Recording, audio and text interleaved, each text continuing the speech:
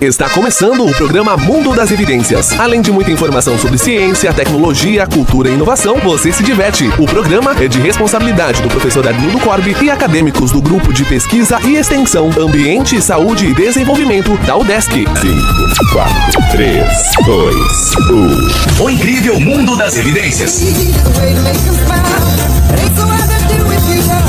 Bem, então os nossos ouvintes, aqueles que nos acompanham também nas redes sociais, YouTube, Instagram e aqui na Rádio Cidade, hoje, sábado, nos acompanham então das 10 às 11, mais uma daquelas entrevistas aí que nos deixam refletir sobre assuntos sempre palpitantes do nosso cotidiano aqui da sociedade ou da Regional de Chapecó e também Regional Oeste. Hoje estamos trazendo aqui doutorandas do curso de pós-graduação, mestrado profissional de enfermagem da UDESC. Por gentileza, queiram se apresentar. E também atuo como enfermeira assistencial na Secretaria de Saúde de Chapecó. Alguma região específica aí que você atua? Eu atuo no São Pedro. No São Pedro? Região do São Pedro. Isso, bem-vindo então, Ingrid. Bom dia a todos, meu nome é Sheila, sou enfermeira também, doutoranda aqui da UDESC e sou professora também do Instituto Federal do Paraná. Ah, que legal. Seja bem-vinda aí, Sheila. Obrigada. Então, muito bom dia, me chamo Patrícia, também sou enfermeira de formação, doutoranda da UDESC também e atualmente trabalho no SAMU. SAMU, aonde? São Miguel do Oeste. São Miguel do Oeste. Lembrando que é da casa, né? Fez graduação aqui, né? Eu acho que só a Patrícia que fez. Vocês, a Sheila e a Ingrid não fizeram graduação aqui, só né? mestrado. Só o mestrado, né? Então são da casa, né? Então nós temos hoje uma discussão bem interessante, né? Com uma temática que compreende sobre a questão da raiva, tá? Um cenário sobre as notificações de atendimento antirrábico, né, da população humana. Então, alguns eventos, situações que aconteceram aí, né? Acidentes, né, com crianças em relação à raiva. Vocês querem nos trazer a motivação que as levou para estar aqui hoje fazendo, né, essa entrevista conosco, né, e se também esse trabalho está vinculado a algo mais amplo também do próprio programa de pós-graduação. Então o microfone é de vocês e fique bem à vontade aí. Sim, obrigado, professor. Então esse trabalho, né, enfim, ele partiu de uma aula que foi ministrada, né, no programa de pós-graduação em enfermagem, né, no doutorado profissional em enfermagem aqui da UDESC, que é a disciplina de demandas sanitárias e epidemiológicas. Então é uma disciplina que ela busca analisar, né, criticamente aí as demandas de saúde da população, também a partir desse perfil sociodemográfico e epidemiológico, né, da população brasileira, discutindo então as demandas epidemiológicas relacionadas, né, à saúde da criança, que foi o nosso foco, né? Então o nosso trabalho ele tem um olhar, né, voltado para as crianças. Então na ocasião, inclusive, em que a gente discutia nessa aula, né, sobre as principais causas de morte, né, das crianças, de internações hospitalares, a gente teve, né, uma notícia, divulgação de uma notícia na mídia que envolvia o óbito de uma criança em função de um ataque de cão. Então, devido aí à gravidade, né, das lesões ocorridas, essa criança acabou por falecer. Então, isso nos chamou, né, bastante atenção, e como a gente já vinha falando, né, desse assunto, nós buscamos, então, investigar o perfil epidemiológico das notificações de acidentes, né, por animais em crianças, e aí a gente identificou um cenário bem preocupante e que a gente vai, né, abordar mais adiante.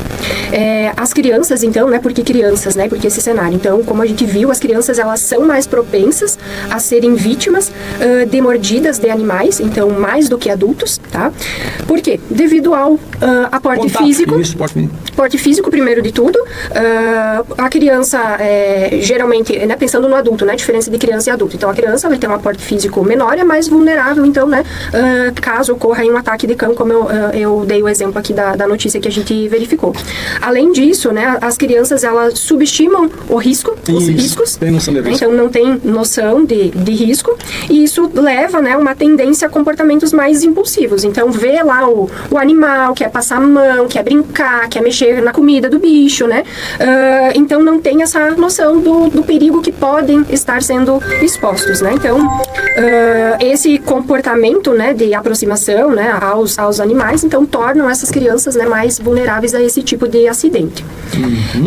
A gente tem, então, né, a literatura nos mostra que as taxas de internação, elas atingem um pico, principalmente na faixa etária dos 5 aos 9 anos, tá? Então depois a gente vai trazer um pouquinho dos dados, apesar de a gente ter feito aí uma pesquisa que traz as crianças desde a faixa etária do 1 até os 9 anos, mas a gente identifica que a faixa etária dos 5 aos 9 é né, a população mais crítica, né, mais vulnerável a esse tipo de evento. Se você me permite, a pesquisa que aponta que até os 10 anos as crianças não têm noção de perigo. Inclusive, passar uma faixa de pedestre, elas não têm essa noção, né, de risco que possa ter. Então, importante ter o cuidado com faixa de pedestre, a questão de quedas também, consequências que pode ter também, próximo a ambientes também, assim, lagos, piscinas, muitas vezes acontecem acidentes também, afogamentos, né? Então até aos 10 anos seria uma faixa que os pais precisariam cuidar seus filhos para todos os eventos, todas as situações, né? Todas, né? Porque a criança não teve vivências ainda, né, para saber o que representa um risco e não representa um risco, né? Isso, até a maturidade, né? Maturidade neurologicamente falando, né? Também influencia, né, nessa questão da tomada de decisão, da percepção, né? Enfim. É uma época de descoberta. Tudo é uma grande aventura. Né? Perfeito. Como eu iniciei, né, a minha fala, né? A gente levantou outros dados, né, em relação à mortalidade infantil, né? E justamente é isso que tu traz. As causas externas, né? Os acidentes de trânsito, as quedas, né? São as principais causas de morte de crianças nessa faixa etária, né? E entra nisso, né, também essa questão, né, dos acidentes, né, com animais, né? Então é um assunto de extrema importância, de relevância, porque quando a gente fala de causas externas, elas são causas evitáveis, né? Então depois, né, a gente vai abordar também um pouquinho, né, de que a gente pode sim prevenir esse tipo de situação. Bom, não sei se cabe aqui a pergunta, o que é atendimento antirrábico? Já vamos chegar lá. Então tá, estou antecipando um pouquinho aí na discussão aí. Tranquilo. Só informar, né, a gente estava falando aí das lesões, né, causadas pelos animais, e só destacar também que as crianças, elas frequentemente sofrem lesões na região do pescoço e da cabeça e da face. Por quê? Porque são regiões que ficam mais próximas da boca do cachorro, né? Então, são as regiões mais afetadas e que acabam por levar essa gravidade, né, das lesões, que tornam, né, lesões mais graves devido aí à região. Então, quanto mais jovem for a criança, né, mais frequentes são as mordidas no rosto. E as crianças pequenas, então, elas têm lesões mais graves e mais extensas, né, em função também dessa questão do aporte físico que eu comentei anteriormente. Perfeito. Então, agora respondendo, né, ao que é o atendimento, né, antirrábico. Então, o atendimento antirrábico, ele é aquele atendimento destinado às pessoas que sofrem, né, sofreram mordida, arranhadura ou lambedura por animais que têm o risco de transmitir o vírus da raiva. Então, quer citar esses animais? Quais seriam eles? Cães, gatos, morcegos, dentre outros. Os suínos, os bovinos, todos eles podem ser transmissores. A raposa. Né? E aí a gente divide eles entre silvestres e domésticos. Então, o animal silvestre é o que mais chama atenção quando a gente vai falar sobre atendimento antirrábico. Porque se a gente não tem outra opção, realmente vai ter que fazer a profilaxia. Isso. Mas, em contrapartida, os animais domésticos são os que têm o maior número, né, de casos, né, de notificações. Tá? Então, a raiva, né? Então, falando de raiva, a raiva ela é uma zoonose viral. O que é uma zoonose? São aquelas doenças que estão nos animais que são transmitidas, né, para os seres humanos. Que tem uma alta taxa de letalidade, ou seja, que quando a pessoa desenvolve a doença, ela geralmente acaba morrendo, né? Porque hoje a gente não tem cura, né? Tratamento para essa doença. E ela ainda permanece como um problema de saúde, né, a nível nacional e também internacional, né? Então, ainda é uma causa, né, de importância epidemiológica. Se me permite aqui, nós entrevistamos até por 2 momentos, mas uma em especial, o Ivan da Cidasc, e ele trabalha a questão da raiva enquanto uma zoonose nos animais de criação. Né? Então, a Cidasc aqui, e nossa maior dificuldade é por estar numa região de fronteira, sabe muito bem São Miguel do Oeste, né? E ali tem a proximidade com a Argentina. Então, temos muitos morcegos hematófagos naquela região, ali uma região de mata que não tem. Então, esses casos, a nossa região é uma região de risco, por mais que tome todos os cuidados, sempre existe esse fluxo de animais, essa erosão, né, de lá para cá, no caso, né, de vírus e desses animais que podem, portanto, trazer. Então, dizer que estamos totalmente isentos, né, é algo assim que não dá mais para falar, né, especialmente pela frequência de casos que vem acontecendo, né. Se me permite, só um parênteses aí para a situação aí. Então, em Chapecó, a gente tem os casos em bovinos. Então, esses são a maior parte dos nossos casos. Nós temos também a presença de morcegos, tanto na região rural quanto na região urbana. Então, agora, se aproximando do inverno, eles acabam migrando, às vezes se perdem e entram dentro dos domicílios. Isso se torna um problema bem grave, porque a gente nunca sabe o que aconteceu. Às vezes, alguém acorda e está lá dentro do quarto. E aí, será que entrou em contato, teve uma lambedura? E com o morcego, isso é mais grave. E não são apenas os hematófagos. Sim. Esses morcegos frugívoros também podem estar contaminados. Sim, sim. Não é mais uma questão única, né, de dizer que o hematófago, exclusivo, passaria, mas os outros também podem estar contaminados. Sim, isso é uma verdade. Tanto que todos são encaminhados para o laboratório, então, para serem pesquisados, né? Todos vão pelo LACEN. O nosso único problema é que demora. É a demora nos resultados. Mas tem essa pesquisa, sim. Tem esse acompanhamento dos morcegos. Então é importante destacar, né? Você estava falando que a raiva, né? Ela é um problema de saúde pública no Brasil e no mundo. E os dados, então, nos mostram que aproximadamente 59 mil mortes anuais ocorrem em todo o mundo em função da raiva, né? Então, são várias vidas, né? Perdidas, né? Por uma doença que não tem tratamento, que não tem cura, mas que tem formas, né? De prevenir.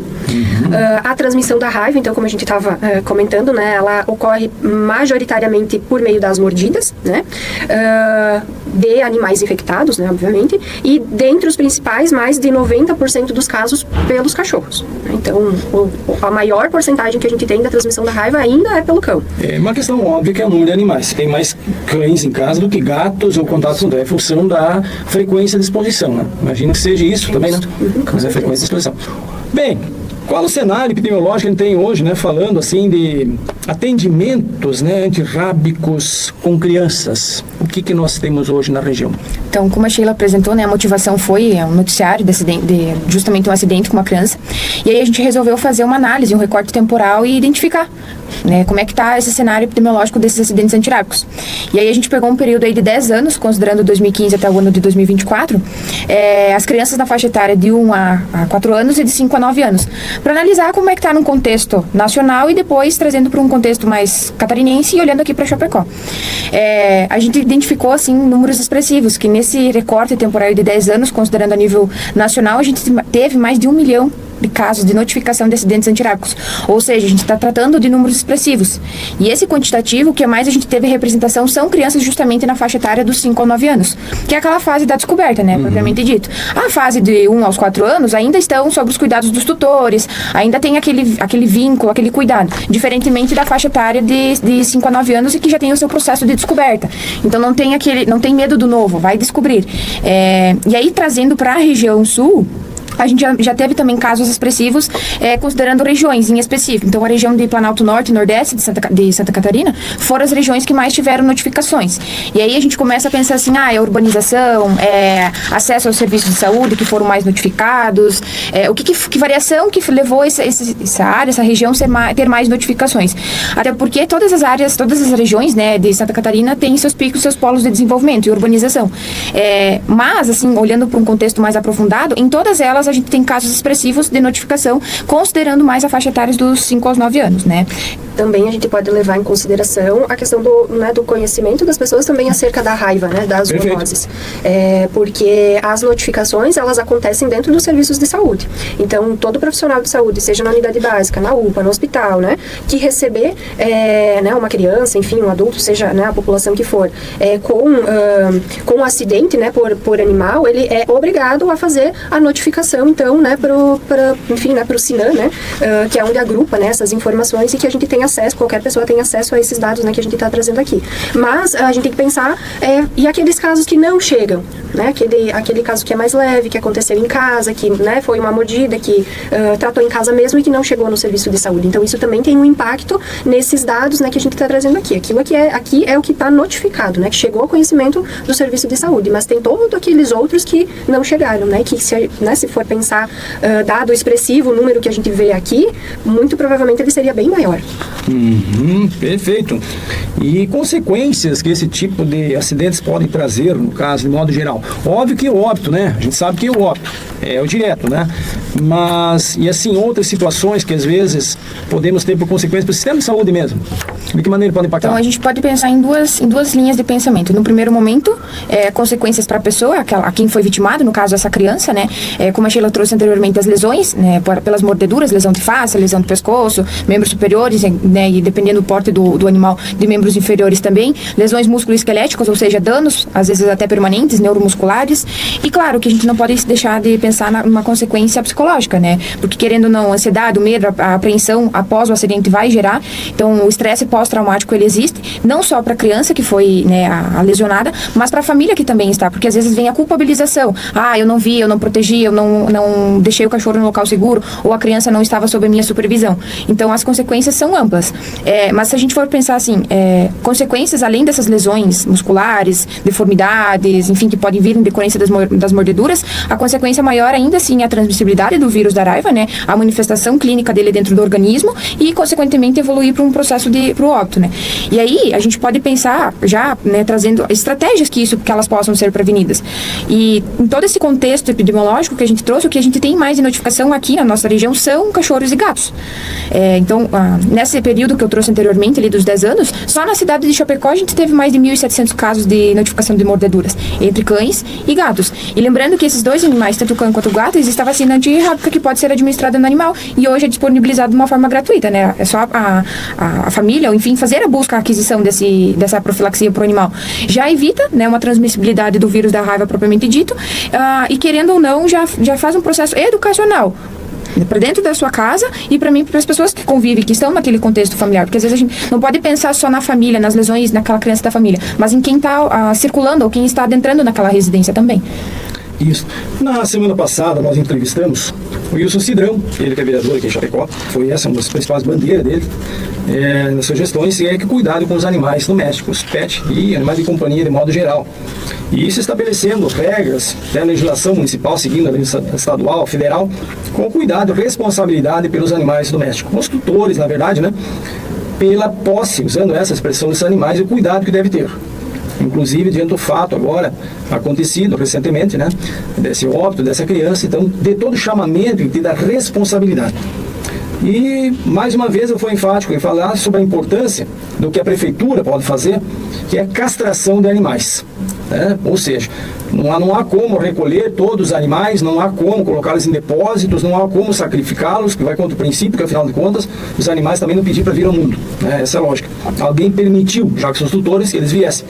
Então, a importância do cuidado, né, manter esse processo de reprodução dos animais, especialmente aqueles animais muitas vezes em situação de abandono, ou quem tem um animal em casa mesmo também, né, que tenha esse cuidado, né, não quer que esse animal reproduza, não consegue dar conta ou exercer essa função de tutor, que faça o devido processo de castração, procure o NAPA, um órgão municipal aqui, e que ajuda nesse processo, até custeando despesas, né, custo para a castração dos animais. Então, especialmente os cães, mas isso vale para os gatos também.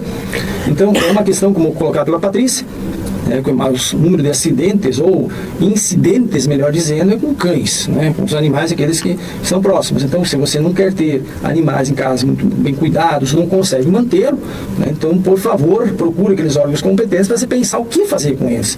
Porque a primeira situação, né, meninas, imagino eu, que é você ter um domínio da situação sobre os animais. Primeira coisa.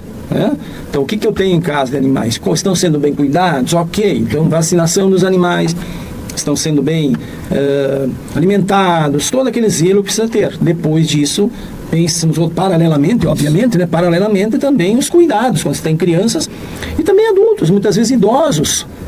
Idosos também são atacados muitas vezes por animais, ou quando o cães, muitas vezes o porte desses cães, existe uma legislação também para isso, né, para os animais, especialmente esses pitbulls, esses animais também mais ferozes, né? Tem muitas discussões, principalmente, né, considerando raças, pelo pitbull, por ser um animal agressivo, né, o que se tem. Mas se a gente for pensar, todos os cachorros têm o comportamento, né, vamos trazer assim. Eles têm o território deles, às vezes nós estamos invadindo o território deles, e é um mecanismo de defesa do animal também. Então, o instinto animal. É um mecanismo de defesa dele que a gente tem que pensar também.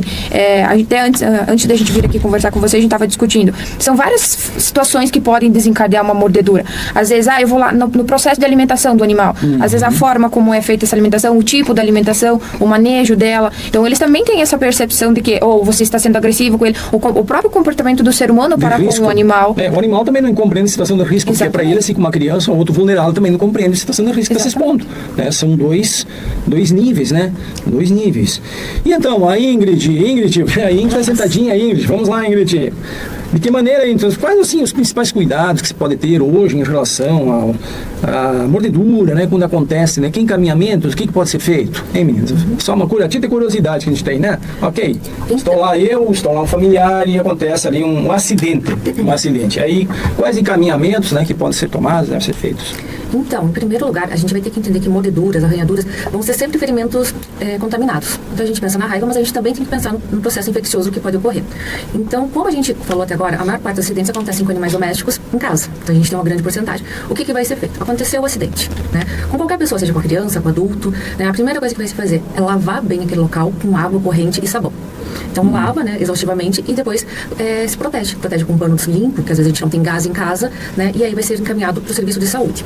Qual que vai ser a diferença desse encaminhamento? Se for um acidente leve, por exemplo, uma arranhadura, né, de repente estava lá a criança abraçando um gato, o gato arranhou, né, vamos levar para fazer o acompanhamento. Ou o cachorro, né, apenas encostou a boca e não teve um sangramento evidente, dá para levar na unidade básica de saúde. Né? Na unidade básica de saúde, eles podem fazer todo o protocolo então, de atendimento. Se for, por exemplo, uma hemorragia, algo mais grave, algo na cabeça, pescoço, que realmente envolva, né, um risco de vida, daí sim, aí são os serviços de urgência e emergência. O que a gente tem aqui em Chapecó? A UPA, o pronto atendimento da EFAP e o hospital regional, né? E o hospital materno-infantil, no caso das crianças. Esses são, então, os nossos serviços de referência. Quando chega nesses lugares, né, o manejo clínico, os profissionais que vão atender vão ser essenciais. Eles que vão observar o que tem que ser feito. Né? Eles vão pensar na questão da raiva, né, na questão da vacinação, do uso do soro, da profilaxia, né, se for necessário, da vacinação da antitetânica, então a gente vai ter um envolvimento da sala de vacinas, mesmo a necessidade do uso de algum antibiótico, né, para conter a questão de uma provável infecção, uma infecção de pele que pode ocorrer, né, e também ver se tem algum dano, pode ter, como a Patrícia tinha comentado, pode ter algum dano neurovascular, né, então quando pensamos em mordidas, arranhões, lambeduras, a gente fala de uma diversidade de animais, né, a gente sabe de casos, por exemplo, que cavalos, né, morderam crianças, então tudo isso pode gerar um dano futuro. Muito mais, das vezes, do que o dano físico, a gente também tem o dano psicológico, que não pode ser deixado de lado, né? E com esse cachorro, gato, esse animal de casa, a gente vai ter alguns trajetos, né? Logo após, então, que tiver essa notificação, que ela é essencial, a gente vai fazer o acompanhamento. Então, a gente tem o caso do animal passível de observação, que é o cachorro da casa, que acabou mordendo, e aí a família e as agentes de saúde vão acompanhar durante 10 dias. Ver se não teve nenhuma mudança de comportamento, alguma coisa que possa ser suspeita. E aí a gente tem o caso dos animais de rua. Às vezes a criança está lá, correu atrás de um animal, o animal mordeu e a gente não consegue acompanhar. Nesse caso, geralmente a profilaxia antitetânica é recomendada, porque a gente não sabe o que pode acontecer futuramente. E a gente tem a situação, então, de animais silvestres, como eu tinha citado antes, a questão dos morcegos. Quando for morcego, qualquer situação, né, encontrou na sala, mas a gente estava dormindo no quarto, mas você não sabe por onde esse animal circulou. Sempre deve ser comunicado a vigilância epidemiológica e a vigilância ambiental. Sempre vai acontecer a profilaxia, então, antirrábica, nesses casos. Sem contar que o animal também ele vai ser encaminhado para testes. E que outro encaminhamento ou sugestão vocês podem dar, orientação, para aqueles que estão nos ouvindo aí em relação a cuidados, além que já tivemos aí. Que outras sugestões podemos ter aí? De repente aí, gente. Então, os cuidados, quando a gente fala em criança, que a gente falou até agora, crianças eles são impulsivos, não reconhecem muitas vezes o perigo. Né? E o animal, ele age por instinto muitas vezes. Então, sempre ter a supervisão dos pais. Então, os pais têm que ficar atentos, né? Não dá para deixar a criança sozinha com o animal, muito menos se for um animal desconhecido. Então, um animal de rua, evitar estar tocando, evitar estar atrás, porque tu não sabe qual que vai ser a reação. Quantas vezes a gente já viu aquele cachorro que parecia muito simpático, mas de repente ele se torna agressivo. A reação, não sabemos se esse animal também foi vacinado, dos cuidados que ele recebeu, né? Foi vacinado, provavelmente se derrubou, não. Às vezes, né? Porque não dá para acreditar que esse animal que está ali, né? Que ele não tem culpa da situação que está ali, por abandono, que alguém possa simplesmente imunizar esse animal e deixar solto na rua. Não dá para admitir isso. Né? Se isso acontece, cabe denúncia. Então, todo esse cuidado. Não sabemos aonde esse animal andou, circulou, com outros animais, ou em meio às matas também, circulando nas matas, onde pode existir animais silvestres também, né? Morcegos, eu falasse aí, a nossa raposa tradicional, o gambá, aquele ali também, né? E muitos outros também. Assim, muitas outras doenças zoonoses também podem, por vezes, ser transmitidas, né? Eu acho que é bem interessante a tua explanação, Ingrid. E aí a gente traz assim, essencial é a educação e saúde, né? Que cabe a nós profissionais e também depois o que os pais vão também orientar em casa. Então hoje a gente pode ter, né, essa consciência, levar para dentro das escolas. A gente tem um programa Saúde da Escola que a gente pode debater isso, ensinar, conversar com as crianças e os pais em casa também. É fundamental que o pai tenha uma boa comunicação. Ensine a conhecer o animal, né? De repente a ver os sinais de estresse. Teve uma ninhada. né? Não mexer na ninhada, né? Porque a criança tem aquela sensação de abraçar, querer pegar, né? E o animal vai ter um instinto de proteção. E aí, às vezes, ele ataca. A comida do animal também, geralmente, o comer é um momento deles e eles não querem dividir. Às vezes, com outros animais, a gente já vê, né? Que eles acabam ficando um pouco mais agressivos, a criança não ir até o pote. E existe entre os animais também aquele instinto do líder. Quem manda naquele momento da alimentação? Todos têm. Isso tem nos bovinos, suínos, tem no meio do grupo daqueles, tem aquele que manda, aquele que só primeiro sou eu, depois você, é aquele. Então ele tem esse instinto, quer dizer, quem é? Sendo só ele vai tentar ser o líder, normal, né, nessa situação. Mas algo que me chama a atenção, assim, todo mundo tem seu animal de companhia, seu pet, né? E muitas vezes as pessoas confundem um pouquinho, esquecem de que por mais que você crie vínculos ou considere, né, algo integrante da sua família, mas há ambientes que esse animal precisa ficar restrito. Né? Ambientes públicos, muitas vezes, as pessoas vão, vou levar meu cãozinho. Tudo bem, você leva o teu cão, mas aí tem outro que leva o cão dele também. Por mais que tenha que colocar focinheira em animais maiores, mas o menor não tem. Né? E aí começa aquelas confusões, né, de briga entre os cães, muitas vezes, que acontecem, né? E aí você vai ter que separar, até na entrevista passada estava falando sobre isso, os cuidados tem que ter, né? Mas há de se ter também, muitas vezes, o cuidado, né? Dizer, olha, eu não preciso levar, vou fazer um passeio, uma caminhada, né, no Verdão, ou no ecoparque, ou qualquer local que seja uma praça, não precisam ter aglomeração de pessoas, levar meu animal de estimação, por mais que ele seja dócil, por mais que ele tenha todos os cuidados, por mais que ele seja vacinado, mas no meio desse pode ter um outro animal de estimação que não seja vacinado, que nem todos, né, levam a risca também. E até porque, às vezes, eles ficam estressados nesses ambientes. Por exemplo, um animal que fica muito estressado quando sai do seu habitat é o gato.